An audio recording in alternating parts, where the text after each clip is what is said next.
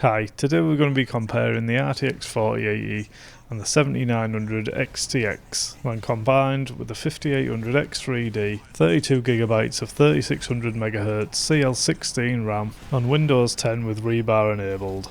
I decided to go with games that are from 2023 as is the title of the video, and then just a couple of multiplayer games too that are really high demanding as well. I used a Palette Game Rock RTX 4080, which is the dark kaleidoscope model or something like that. Midnight kaleidoscope I think it's called. And for the XTX I used the Red Devil model, which was kindly donated? No. Borrowed to me by my mate Mark, also known as David Bruce.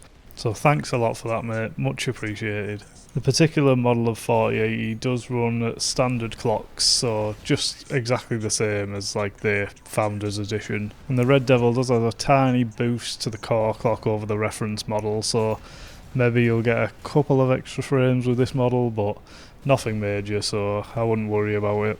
Well, I'm not going to anyway. As I borrowed the card, I was quite limited to what actual games I was able to fit in, and there was also a couple of other games that I did do, but then updated before I got round to testing them with the 4080, so they had to be left out too. But we've still got 7 games with a lot of different settings, so hopefully it'll at least help towards being able to help you make a decision on what graphics card you should go with. To record the data in the video, I used a separate PC with a capture card, so there's no extra strain on the GPU or CPU, so it should give you an accurate representation of the FPS you can expect with these systems. Anyway, I think that's about enough bollocks from me, so let's get into the video, let's do it. So I'm starting out with Immortals of Aveum, and this bit at the start there where I just threw the fireballs into the sky, you'll see that on every run, and I've done that because that causes the most strain on the system, it seems, so it'll give you a good idea of what the lowest FPS you're gonna get is.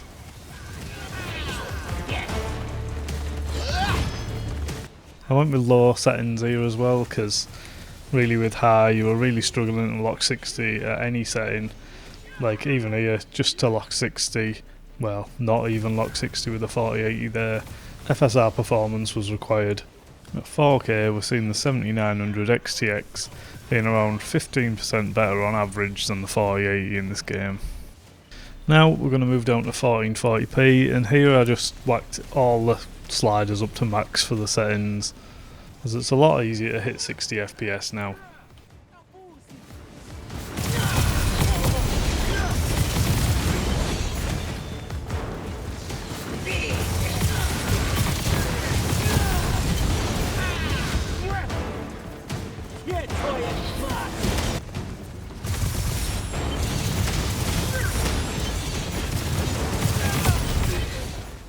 Looking at these couple of settings, it seems that the 4080 is faring a little bit better here. The XTX only being able to beat it by 8% at best, but I feel like that's more to do with being at max settings than the actual resolution.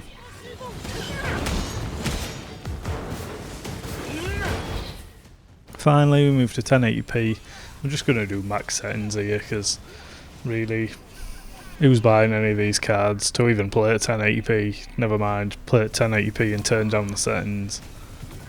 But if you are doing that, you'll find that the 7900 XTX is beating the 4080 by around 8% on average. Now we're going to move down to The Last of Us, and I picked this area here because it's pretty demanding on your GPU, unlike some areas of the game which just cripple your CPU. The run I did was a lot longer than this, but I just chose to do the end of it so you can see what the minimums and averages and that were at the end of the run.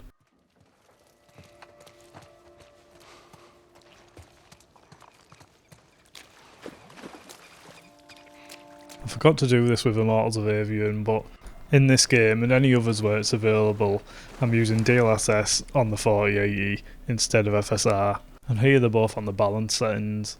So it's not an apples to apples comparison, but it is kind of an Nvidia versus AMD comparison.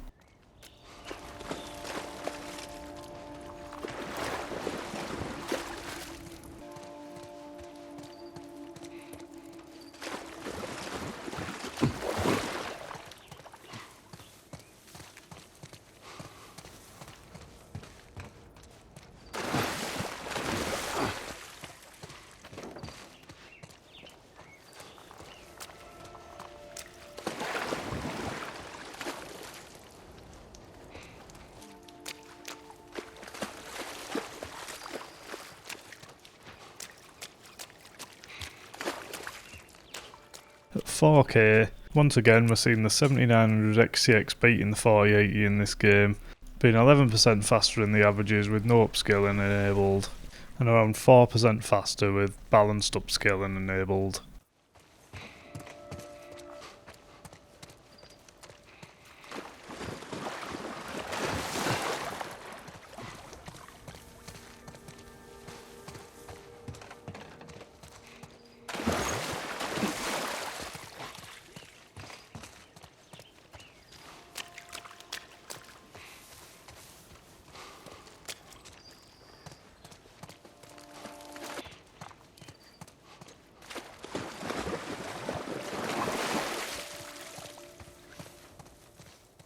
At 1440p we see the XTX increase its lead very slightly, being 12% faster with no upscaling enabled, but pretty much doubling it, going up to 8% with upscaling enabled there.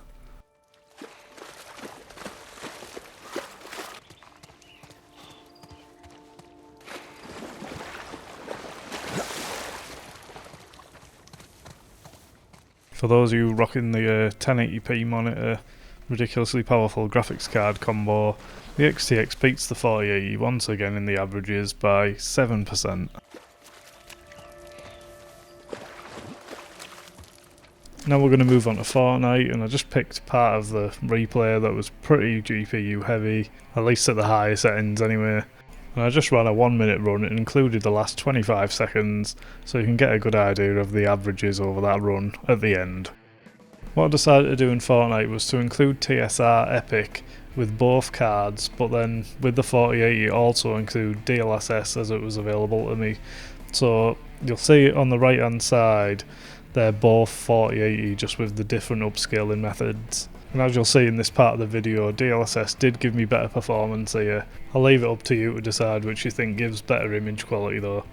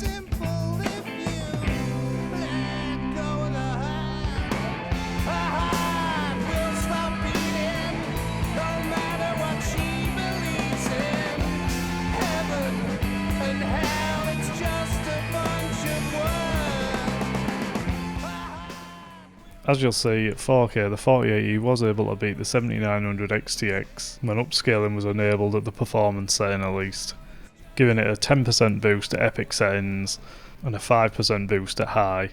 But when going down to medium settings and increasing the demand on the CPU, the XTX was able to beat the 4080 by 16% in the averages.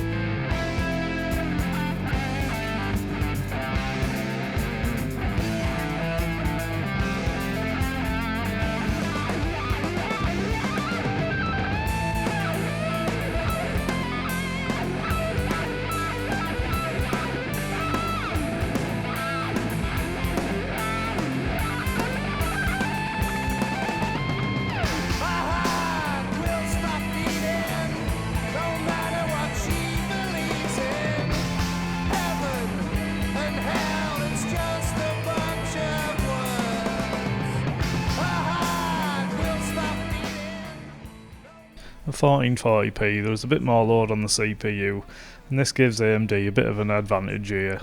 I mean, the epic settings, both of the GPUs were neck and neck, even with DLSS enabled. And the XTX was 14% faster at high settings, 16% faster with upscaling, with even bigger gaps with TSR. And if you are going down to medium, there's a 32% advantage for the XTX in the averages here.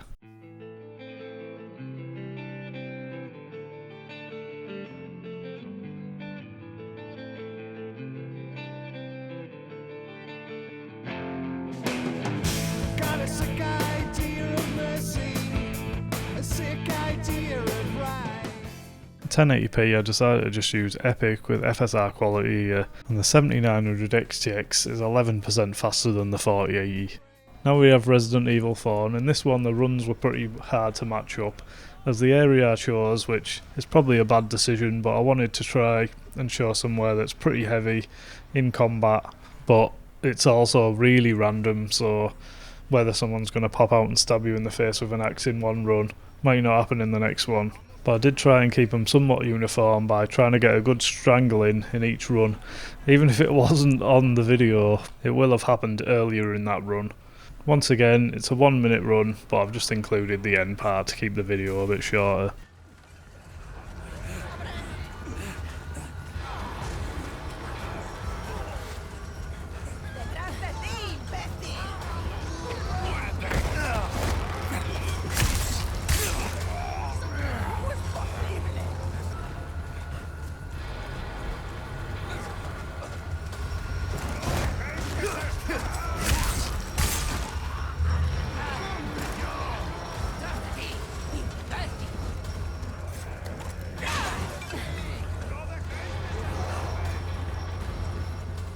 At 4K in Resident Evil 4, the cards are pretty much neck and neck.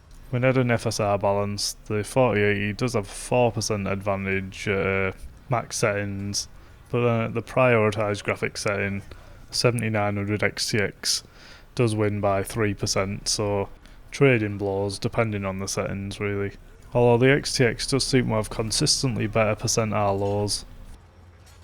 One thing I want to mention in this game, this happened to me a couple of times when just playing on the 7900 XTX. I did have like a 2-second stutter, or maybe even longer, and a crash as well, which I've never actually had on the 4080, and I've played nearly the full game on that, but it could have just been bad luck.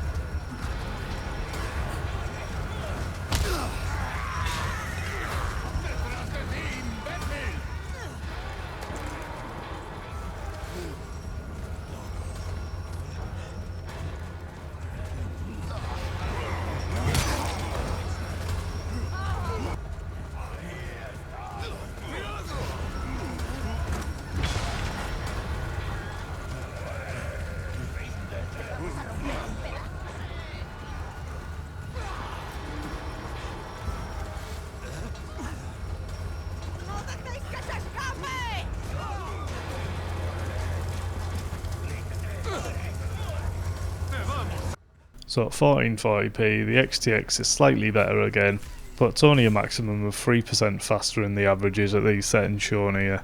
And once again, it's a lot smoother than the 1% lows at times. It is consistently better and up to 9% smoother at best.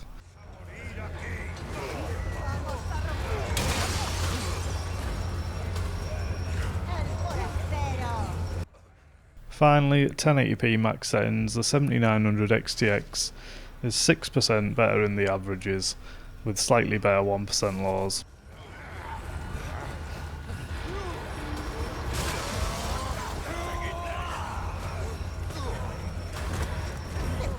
Now we have Armoured Core, and in this one there is a frame rate cap at 120 FPS, but as none of the cards were able to hold that 120 FPS, I thought I'd still include it.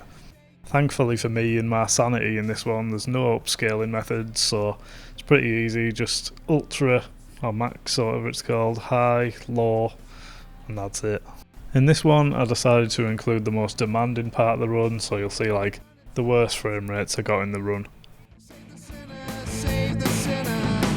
Who's gonna drag me through the bad times? All dark and no light. I can't seem to find my way to you.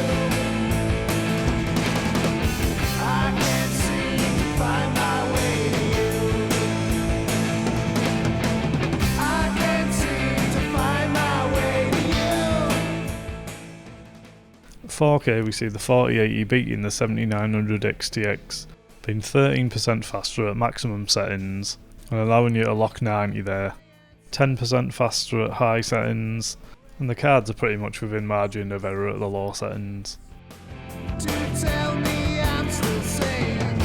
Need someone to take the fall. A cover up, it's not enough.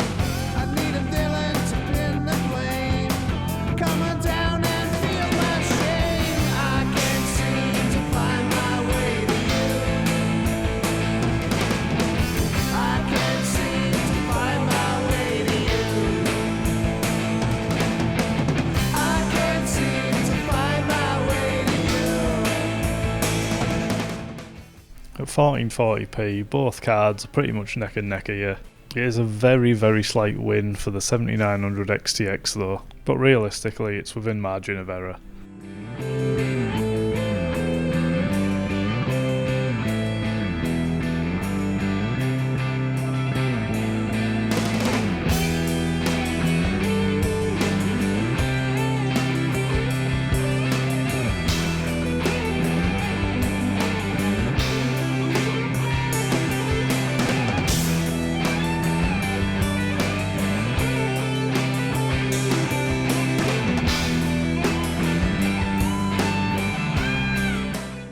At 1080p, once again, we're just within margin of error here. Next up we have Modern Warfare 2, and I decided to go with the inbuilt benchmark in this game just to make the results more accurate and to make my life easier. I decided to start with balanced settings at 4K just so that you get a really good competitive frame rate to start off with. No point really aiming for like a 40 FPS really in a multiplayer game. I'd say you want to aim for a minimum of 90 FPS there really. Maybe then we can work it out. No loss to lose what I haven't got a heretic. So be it, I can't seem to find my way to you. I can't seem to find my way to you. No, I can't see. Well, overall in this game, the 7900 XTX pretty much destroys the 4080. And at 4K it's up to 29% faster on averages and beats it in every other metric too. Funnily enough, it's at the higher settings it seems to do better, which I actually thought would be reversed. So the smallest gains for the XTX are when using 4K minimum settings, but still showing up the 4080 in this game.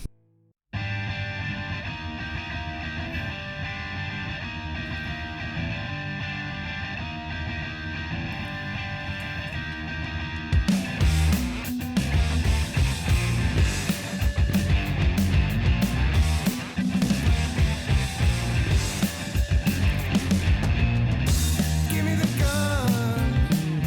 I'll paint a picture for you. The way it's done, you'll forget everything they taught you.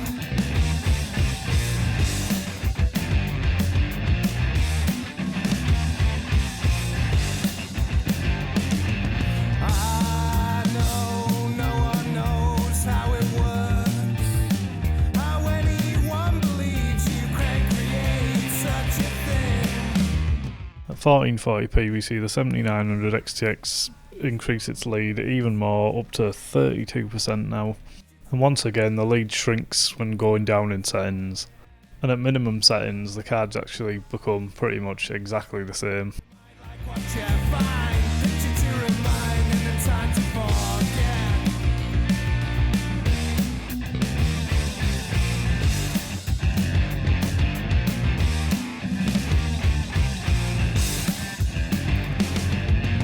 The seeds you planted lay dying as the sun beats down.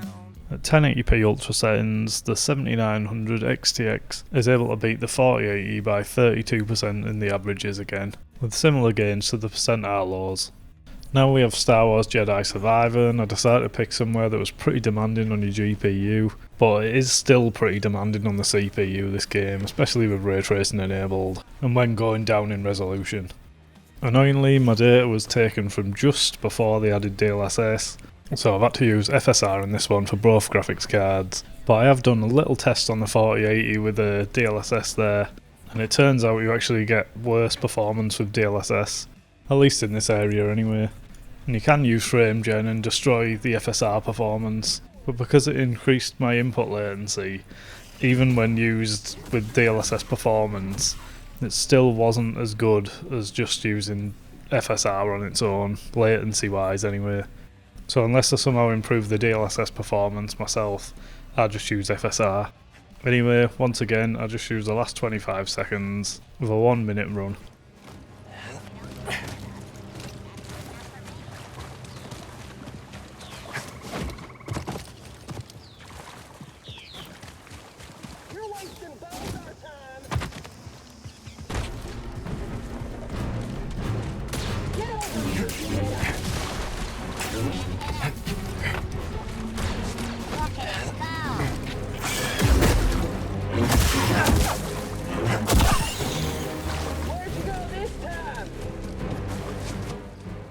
For 4K in Star Wars, it's a bit up and down. With ray tracing enabled, both cards seem pretty much neck and neck, but when adding FSR balance, the 4080 was allowed a 7% lead, but adding FSR performance brought the numbers back together as both systems are hitting a hard CPU limit. And it looks like we see a similar thing with no RT, where the 7900 XTX was able to beat the 4080 by 10% with no upscaling enabled, but then with FSR balance, both the GPUs produce pretty much the same frames.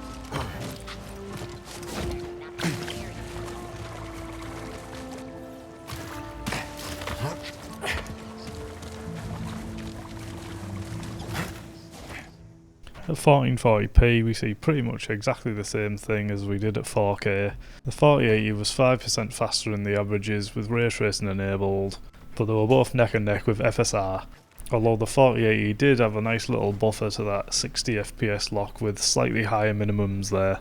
And with no RT we see pretty much exactly the same thing, but in the XTX's favour, except it beats the 4080 by 9% instead of 5 when no RT or upscaling is enabled.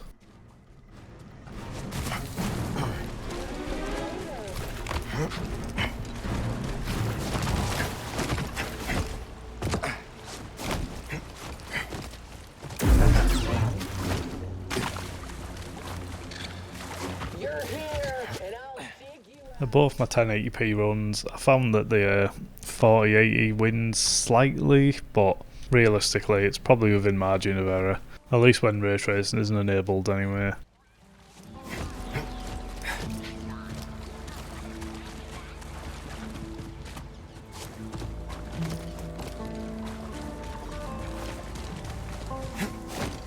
Looking at the data here, overall it looks like the AMD option is the better option, and even more so in CPU limited situations, but this is a very limited set of games, and depending on what you play, you might find it's completely the opposite. Like if I'd used a lot more games that were a lot more ray tracing focused, like Cyberpunk, you could be seeing a very different result here. but I wanted to stick to 2023 titles and stick a few multiplayers in there. And with the upcoming technologies coming out from both companies, FSR 3 and DLSS 3.5, and a lot of others, this could sway it even more in one direction or the other, depending on if and how important these technologies are to you. There's a lot of other factors as well, as you probably already know, such as price and power usage, performance in other programs, AI, mining, and whatever else you might use your GPU for. But this is just a little video just to show the cards perform in a few modern games, so I'd advise anyone thinking about buying the cards to look into a lot more than just this video. Another factor to take into account is the fact that I'm using a 5800 X3D here, and if you were using a 7800 X3D or other more powerful CPU, or even a weaker one, you're going to find the results are very different. And before anyone accuses me of being an AMD shill, the card I'm currently running in my personal PC is the 4080. So yeah, I'm not going to ramble on too much in this one, hopefully I haven't already. So anyway, let me know in the comments which you think is the best GPU out of these two and why that is. Thanks a lot for watching my video, and if you liked the video, please give it a like and subscribe for more. Thanks, bye.